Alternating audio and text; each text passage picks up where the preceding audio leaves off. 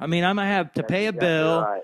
or there's somebody who died in a wreck, but then the next day you see that and just makes it all worthwhile. I mean, it does. It's awesome. And I know your job's hard, being a cop and doing the coroner thing, but what's the worst thing you think? I mean, we'll talk about the greatest things about being a police officer, but what's the worst thing about being a police officer? What you see or what you encounter on a daily basis? Or, I mean, what's the kind of things that you can talk about that just, that makes it really tough? The kids that you see that aren't given a chance, the innocence in a child, and that's in a home where the parents aren't supportive, or the parents aren't even around, or the parents basically just don't care, and the child's left kind of without a chance unless they run across somebody like a coach or even a teacher or somebody like that changes their life, takes over and kind of changes their life. So. Yeah, because, I mean, even with you as a police officer, I mean, do you feel like I know you're limited on what you can do, but when you go into a home, it's 3 a.m, it's a horrible situation. I mean, do you think you help them a little bit, breathe some life into them just to show them some stability and structure, that there's actual laws in the world and people can't do certain things to kids? I don't know. Yeah, I try. In fact, just this last week, one of the officers was, we went to a call, and there was a 1-year-old asleep. It's 1 a.m, and the mom and dad weren't getting along, and the mom wanted to take the 1-year-old out and leave, and the dad was like, no, and I tried to explain, you guys aren't thinking the best interest of the 1-year-old, and you're thinking, how can I stab the other one in the back? And you need to think about, this child's asleep. There's nothing that's going to benefit from getting the child up out of the house and leaving. You guys need to separate and then problem solve the next day. And you become kind of a counselor, in the middle of the night, because that's what I work. I work third shift. I'm a third shift captain at the police department. And so there's no services in the middle of the night unless it's an extreme emergency. So you got to try to maintain, a stable, you got to try to suggest a stable home till the next day. Wow. And sometimes it is tough, because the parents just don't want to listen. They're hard-headed and they don't understand. And in fact, when you go to a scene like that, you separate and you get one officer to talk to the father, and you get one officer to talk to the mother. And after a period of time, I made them sit beside each other. I said, sit beside each other and we're going to work this out. Yeah, that's awesome. I mean, in fact, guys. I've taken them went as far as taking them and putting them in the back of a police car and make them sit back there and work it out. And I said, you got 2 choices. You work it out, you go back in the house. You don't work it out, I'm going to take you to jail and let a judge decide on what to do. So yeah, I mean I'm not trying to demean what I do, but I mean, I guess we're like the nurse, the dad, and the mom, just for about 50 minutes a day, or we're the counselor. Sure. But we don't really. I mean, they'll come to school. The kids that are really needy and they're not from a good home, and they'll kids know how to work the system. They look the part. They look as normal as they can. They try to hold it together as much as they can. And it's amazing. You actually see what they're really from. We make guesses as teachers, like what they're going through, but we don't really know. We don't really know unless we hear about it outside of school or from the kids or parents themselves. But you actually see where they really come from, and it's just scary. I try to visualize what you see and what I try to deal with at school, trying to help them, just give them a stable, structured environment where they can come to, they get some food, there's heat, there's, maybe some kind words coming from adults, and, it's amazing what you do compared to what we do. And it's I don't know, you guys, no wonder they gave you retirement after 20 years, because, I mean, God willing, I don't know how you guys would do it more than that. I mean, in situations like where you're seeing that over and over again, and you just, there's not, you can't take them all home, Chris, and you can't adopt them all. And it's like, that's why I feel so blessed that you have a son that's a great athlete, that you can actually have the opportunity to coach and just get a totally different, lease on life, and, maybe take one of those kids from a rough home, and then turn them into something that, hey, I got something going for me, like your Matt Sashas of the world that, really may not have had probably had a decent chance to make a decent life, but can even make them more just because of track and what, we've done to support him. And not just me, I'm a little part of that, but I'm just saying what people and coaches have done for him and people outside of the school that's allowed him to do something that, that's amazing. I mean, the kid, I don't want to talk about his situation, but I mean, it's just awesome that he's so positive and has a chance to make it far in the state, track, regionals, sectionals, what have you, semi-state, maybe state. So it's just so awesome to see kids like that. So now, how did you? Now you're coroner right now, and Grant County, yeah. So what do you have to do? Like, what's your main job? I guess explain what your job's like. Like on a daily, let's say you get a call or whatever, and let's say there's a death or a murder or something. What happens next?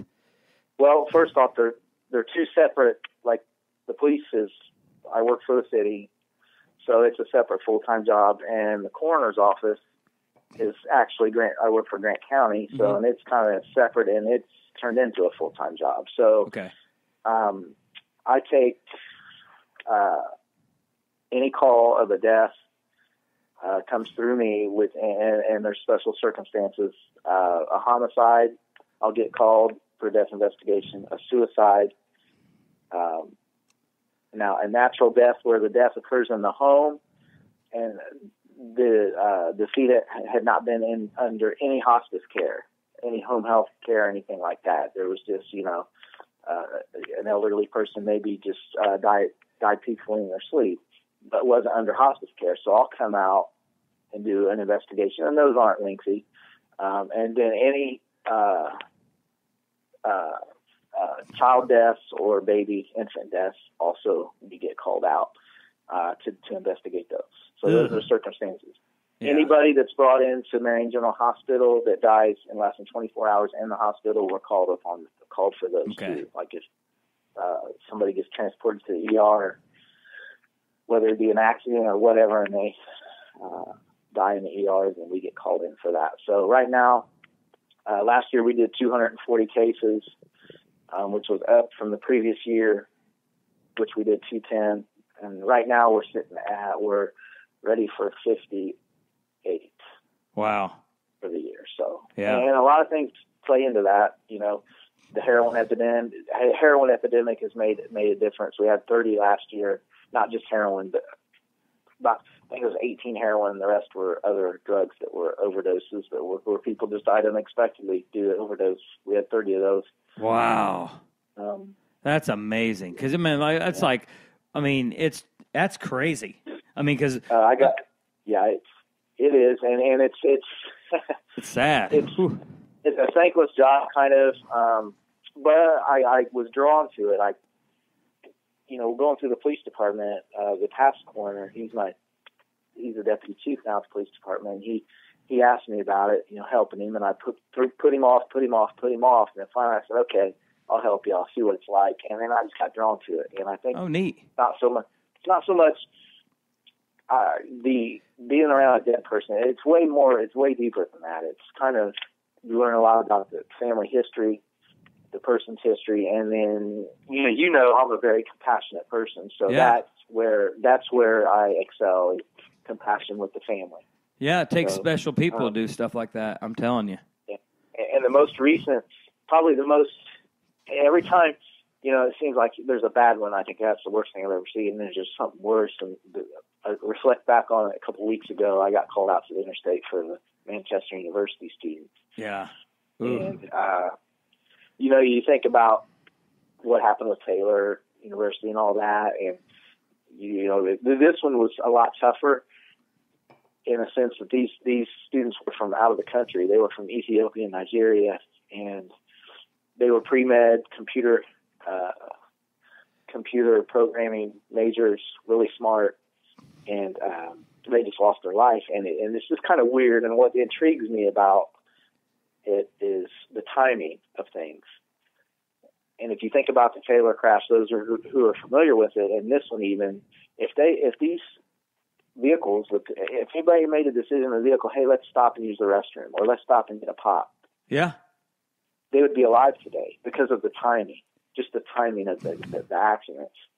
And that just kind of draws me. That just kind of draws me, and it just, with me, it just confirms that God has control, and that's how it is. So. Yeah, I mean, you just have it, and I always try to like argue with that, and I want to not believe that God has that plan for people. I'm like, there's no way, but we don't understand what really that we're all here for, and we don't know when the time comes. We don't know the day it's going to come, and it's just sad that you're thinking, man, they lost their whole life that was ahead of them, and it's just.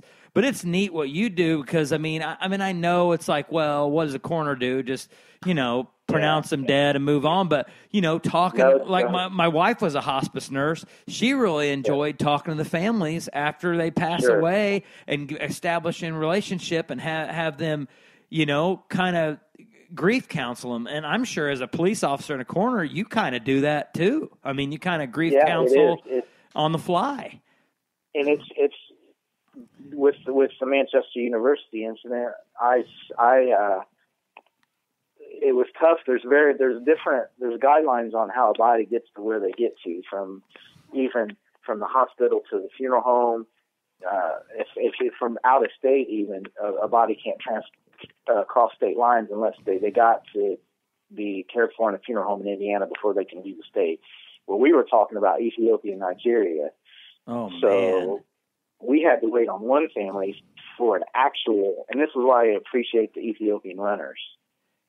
We had to actually wait for a foot messenger to get a hold of one of the decedent's parents. That is so neat. I mean, it's not neat, but it's so amazing. It's amazing that just a different culture, that's how they have to do it, and it's that you guys had to wait for that. I mean, that's really cool. I mean, that's really neat that's something they do culturally, that's how they, send messages. That's awesome.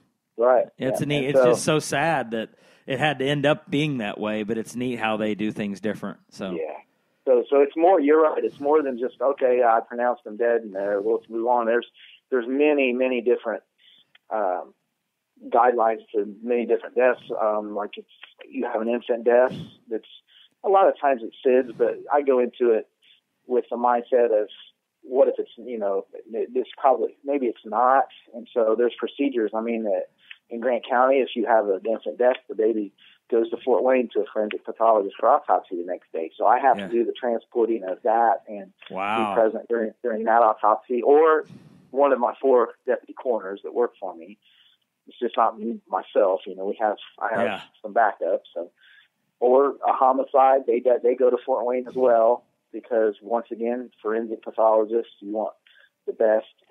And then the ones that stay local are, maybe you have a 45-year-old that didn't wake up, that passed through the night, that didn't go to the doctor and doesn't have medical history. So you have to have a local pathologist here do an autopsy to determine, what caused the death, because we don't have any medical history. So there's a lot that plays into it. Phone rings constantly. Oh, I bet. And I got my backups work the weekends when I got my, that's where I spend a lot of time with my son and my 6-year-old daughter. Yeah, that's awesome. So that's great that you can make time for all this coaching, coroner work, and police work. I don't know how you fit it in. That's crazy. I thought my life was busy. Yeah, when people say, "Hey, do you see this and this or that on TV?" and I'm like, "No, I don't know what's going." So it's, but it's, I got into coaching and with you in the middle school, and I thought, well, let's see how this goes. And I just, once again, drawn to it because it's so, there's a lot of negatives in the coroner's office and plus the police department. Oh, I bet. So let's do something, and I'm telling you, it just. I don't make a dime from it, and I never really want to, because it's something that's mine. It's so positive, and and like you said, you watch a athlete at the beginning of the year that can't trip over a rock in the parking lot. It has no coordination or anything, and watch the development and the